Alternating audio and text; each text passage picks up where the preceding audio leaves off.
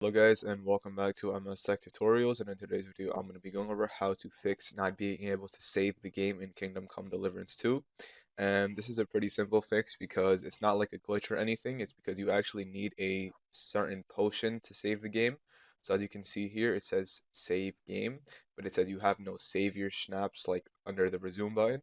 So all you have to do is just go to any merchant, any trader in the game. You can just go to the one at um, Troskevich right here. You can just go to a trader, and then if you look in his inventory, or if you want to buy something, it's gonna be a potion, and it's called Save Your Snaps.